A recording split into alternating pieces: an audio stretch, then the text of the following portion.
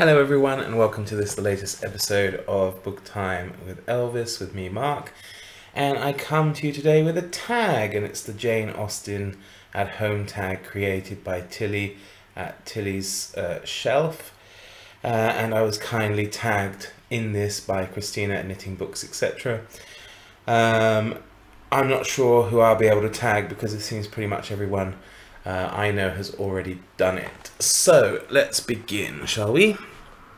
Okay, number 1, Mansfield Park. The grandeur of the house astonished, but could not console her. Name a grand book that may or may not have been difficult to read. I was thinking about this, and I suppose if we're speaking grand in terms of size, I would say probably The Count of Monte Cristo. It's definitely one of the grandest and largest books I've read. It wasn't difficult to read. I thoroughly enjoyed it. I thought it was a great book, and actually I would be tempted to reread it at some point with anybody else who maybe wants to read it. I'm not a big rereader, but certainly BookTube has opened my eyes in terms of going back and revisiting things. So there we go. Number 2, Barton Cottage, Sense and Sensibility. In comparison of Norland, it was poor and small indeed.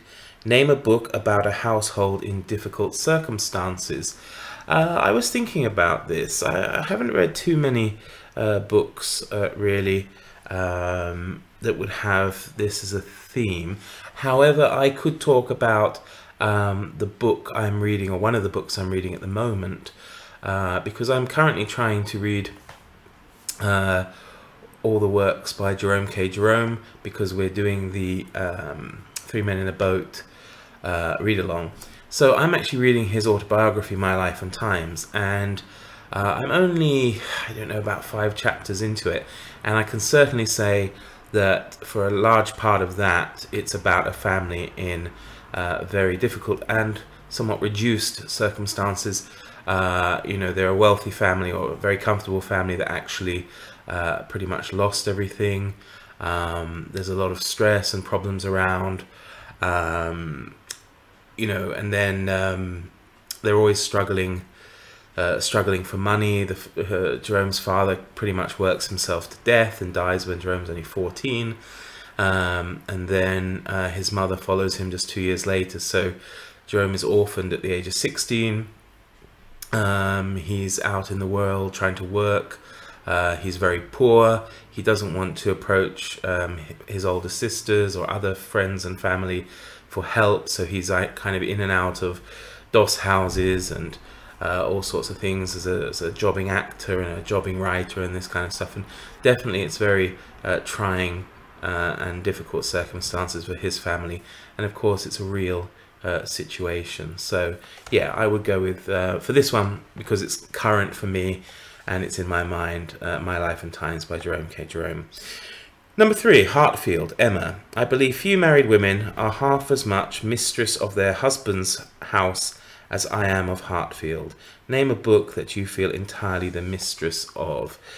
Well, I suppose I would be the mistress of 3 books. One, of course, is Treasure Island. The other is, of course, Three Men in a Boat, because I've read it so many times and I'm reading it again, and each time I read it is just as funny as the last time. And so yeah, Treasure Island, as I said, as well. And also, I would say also the Lost World by Sir Arthur Conan Doyle is in my top 3 for sure. And it's a fantastic book, and one that I would know well enough to retell pretty much, not word for word perhaps, but without having to read it. So yeah, I would say those are the 3 books that I am master or mistress of, to a degree, definitely. Number 4, Fullerton, Northanger Abbey. Now, there was nothing so charming to her imagination as the unpretending comfort of a well-connected parsonage, something like Fullerton. Name a book containing a contented family. Now, I don't have this book with me, and it goes back to the question about a family in difficult circumstances as well. It's not really the sort of thing I've read much of.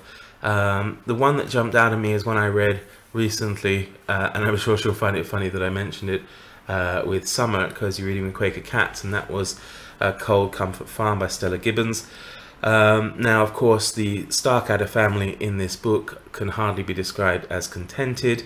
There's certainly a lot of discontent, under the surface at least, throughout much of the book, though I believe, I would say that when the book ends, sorry to give anything away, that the Starkadders could be described as a contented family. So it's a family that starts off not contented at all, and then Flora Post, the main character, works her magic and interference and ends up, I would say, making this family a very contented family.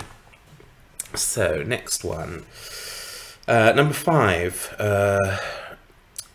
Rosings Park, Pride and Prejudice.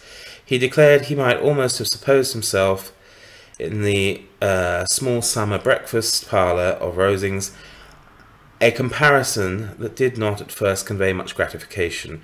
Name a book that other books are constantly being compared to. Yeah, I've probably come across a few, but I can't say any jump out at me at the moment.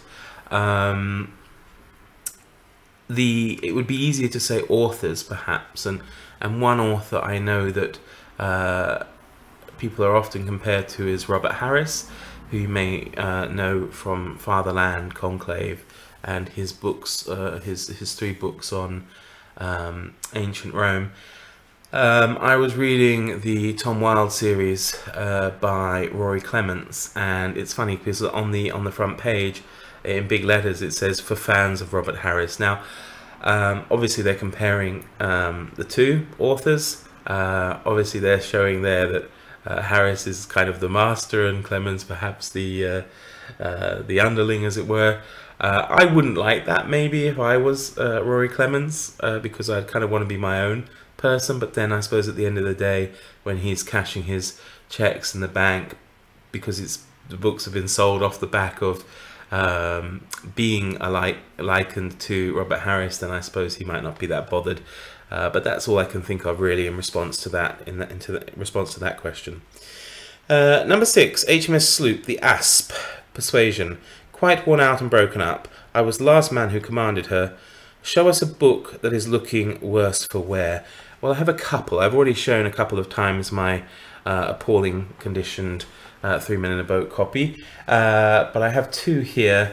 Though looking at it, it doesn't look that bad. It's pretty aged, of course. This is Brazilian Adventure by Peter Fleming, the older brother of Ian Fleming, of James Bond fame, and this is a book that describes his adventure in Brazil on the trail of the missing Colonel Fawcett, Percy Fawcett, who'd gone missing with his son and a friend of his son, trying to look for a lost city. You may have read The Lost City Z by David Gran, and that's the story of Percy Fawcett, and this is kind of the story of an expedition that's been put together pretty badly, really, to try and go off and find out some information about what happened to Fawcett's party. So it's not too bad. I mean, it's readable,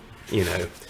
The other one I've got, which is also in pretty not great condition, you can see it's quite stained there on the cover. It's a Waverley Centenary edition. So it was produced to celebrate the 100th anniversary of the Waverley novels by Sir Walter Scott, and this one is Rob Roy.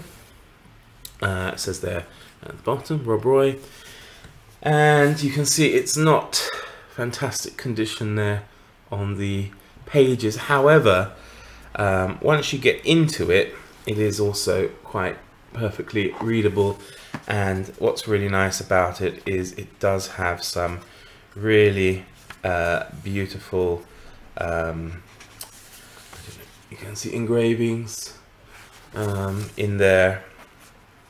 It's even covered up by a nice bit of tissue paper that still remains. So for example, there you go, and there's more throughout the throughout the book, and each one is you know, covered with this tissue paper.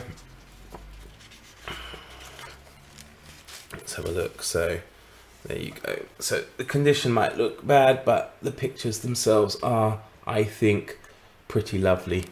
I picked it up in Edinburgh actually when I was at university there, in a second-hand bookshop that was across the road from my flat. So I didn't pay very much for it, and as you see, it's not, you know, condition isn't very good, but I loved the engravings and illustrations in the book, so I thought it was worth having. And it is, just in case you are wondering, an 1880 copy. So yeah, I think the book, the original book, Rob Roy, was published before that, actually, probably more than 100 years.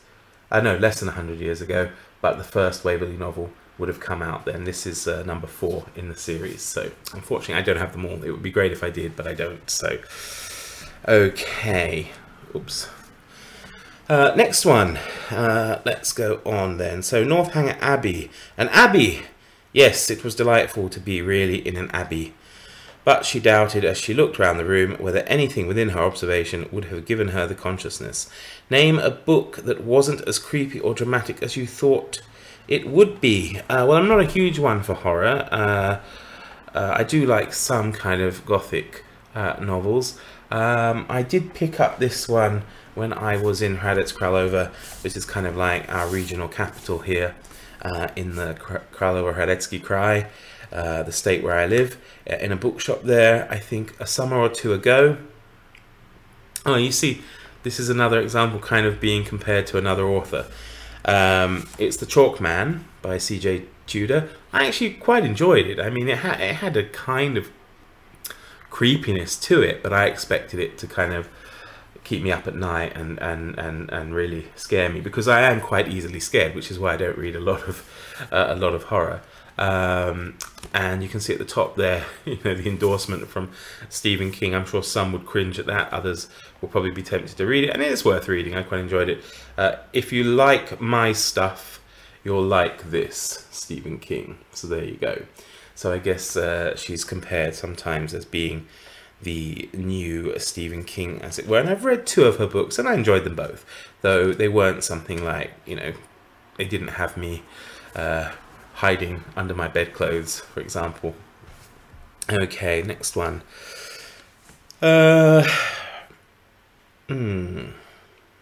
Portsmouth, Mansfield Park. The smallness of the house and thinness of the walls brought everything so close to her that added to the fatigue of her journey and all her recent agitation. She hardly knew how to bear it. Name a book that disappointed you when you revisited it. I can't really answer that because I don't reread very much. All the rereading that I will start doing is because of BookTube. Prior to that, I've really only reread the 3 books I mentioned for prompt 3. So 3 Men in a Boat, Treasure Island, and The Lost World. And they never disappoint me. In fact, I think they just get better each time I read them. So next one. Kellynch Hall, Persuasion. Principal seat, Kellynch Hall in the county of Somerset. Sorry about that. Name a book from your ancestral home. Well, my parents last year moved to Somerset, so I suppose technically Somerset is also my ancestral home now. But I was born to the west of London, not far from Heathrow Airport. But I never really spent any time there. So if I'm saying my ancestral home, I will talk about my childhood home, I suppose, which is the fair island of Bermuda in the Atlantic Ocean, about 1,000 kilometers off the coast of the Carolinas in the US. And the book I would have for that is The Sea Venture by Willoughby Patten. It was gifted me by my grandmother. In fact, the inscription is still there, even though the page is falling out. To Mark, with love, from Nanny. And she would have bought it for me, well, many years ago. I spent a good 9 years of my childhood there, and so for me it definitely feels like my ancestral home. The Sea Venture is the story of the ship that inadvertently carried the first settlers to Bermuda. They were on their way to relieve the starving people at Jamestown. They got blown off course in a hurricane, ended up wrecked on the reefs at Bermuda, and some of them stayed there, others built a ship, or 2 ships I believe, and then made their way on to Jamestown. But this is the really story, or the founding fathers story if you like, of the island of Bermuda. So that's what I would choose. Okay, oh goodness, that book's falling off there. Luckily I caught the Rob Roy one, so it's not going to be in any worse condition than it already was. Okay, right, so last one, Pemberley, Pride and Prejudice. They had now entered a beautiful walk by the side of the water, and every step was bringing forward a nobler fall of ground. Name a book that you are ready to dive into. Well, I have a couple. As I said, I'm trying to read all the works by Jerome K. Jerome, so I'm ready to dive into any one of his next. I also have an upcoming buddy read of Herodotus and the histories, with a fine group of people. I won't mention them all, I won't be here too long, but like Vin from Reverent Reads, Summer of Cozy Reading, Quaker Cats, Dave Wiley, Steve Donoghue, MKV, Michael K. Vaughan of course, among others. So that I think is going to be a lot of fun. And also I'm doing another buddy read with Matthew, formerly of Nightbird Books, currently now of Bottle Imp Books, and that is a buddy read of City Sister Silver by Joachim Topol, which promises to be very interesting indeed. Finally, the last one, bonus question, which of these households would you most like to live in? Unfortunately, I can't really answer that because I am reading Northanger Abbey at the moment, and it is my first foray into the delightful world of Jane Austen, and I don't really know which one of them I would like to live in, but maybe next year I can answer that question more effectively. I see you end up with the microphone in the bottom of the screen, but it doesn't matter, does it? So thank you very much for watching. As I said, I can't really tag anyone. It seems like everybody's done it that I know, and I enjoyed it very much. Thank you, Cristina, again for tagging me. Thank you, Tilly, for creating it. And I wish you all a fantastic day and look forward to seeing you all next time. Take care, everybody. All the best. Bye-bye.